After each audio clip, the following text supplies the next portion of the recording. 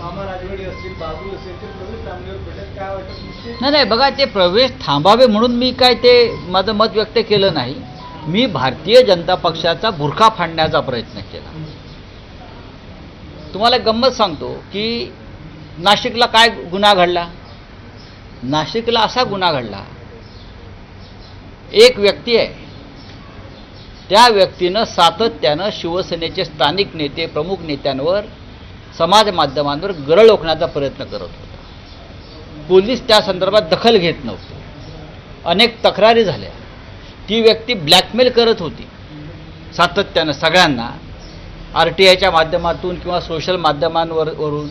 अशा वेळेला जर पोलीस दखल घेत नसतील आणि त्याचा समाजाला उपद्रव होत असेल तर शिवसैनिकांनी तिथे जाऊन त्याच्या कानफडात नक्कीच मारली असेल. हा गुन्हा आहे का? तर गुन्हा नाही. पोलिसांना कारवाई करणं काय करते तुमचं सायबर सेल. पण त्यानंतर पोलिसांनी या आमच्या पदाधिकाऱ्यांवर अटेम्प्ट टू मर्डरपासून रॉबरी म्हणजे दरोडेखोरीपर्यंत गुन्हे दाखल करून त्यांच्यावर दबाव आणला. कोणी? गिरीश महाजन यांनी. हे अँटिसिपेटरी म्हणजे अटकपूर्व जामिनासाठी बाहेर गेले, बाहेर राहिले, फरारी झाले.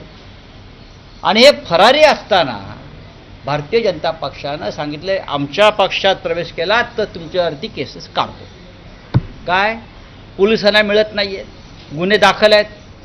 आणि गिरीश महाजन आणि त्यांची सगळी टोळी नाशिकची, बागुल, राजवाडे वगैरे लोकांना सांगतायत पक्षात प्रवेश केला तर आम्ही गुन्हे मागे घेऊ आणि हे मंत्र्यांच्या बंगल्यावर पोचतात. बरोबर आहे. आता मी दुसरं उदाहरण सांगतो. काल पुण्यामध्ये असंच एक प्रकरण घडलं. मनसेच्या कार्यकर्त्यांनी राज ठाकरे यांच्या संदर्भात समाज माध्यमावर अशाच प्रकारे काही चुकीचं मत व्यक्त करणाऱ्या सोमण नावाच्या व्यक्तीला घरात घुसून मारहाण केली. गुन्हा तोच आहे ना. गुन्हा वेगळा आहे का? पोलिसांनी तिथे गुन्हाच घेतला नाही. मग नाशिकचा कायदा वेगळा आणि पुण्यातला कायदा वेगळा. हा काय प्रकार आहे? शिवसैनिकांच्या बाबतीत कायदा वेगळा आहे का? तुम्ही नाशिकमध्ये एक वेगळा कायद्यानं काम करताय आणि पुण्यामध्ये तशीच घटना, त्याच्यापेक्षा गंभीर घटना घडली. त्याच पद्धतीनं तिथे कारवाई नाही. पोलिसांनी तडजोडीने प्रकरण मिटवलं. आणि नाशिकमध्ये तुम्ही अनेक 12, 13, 14 कलमं लावली की हे सुटू नयेत. आणि पुन्हा त्यांच्यावर मकोका लावण्यासाठी प्रयत्न पोलीस आयुक्त संदीप कर्णिक यांनी सुरू केले. त्यातून हे सगळे प्रकार राजकीय घडले.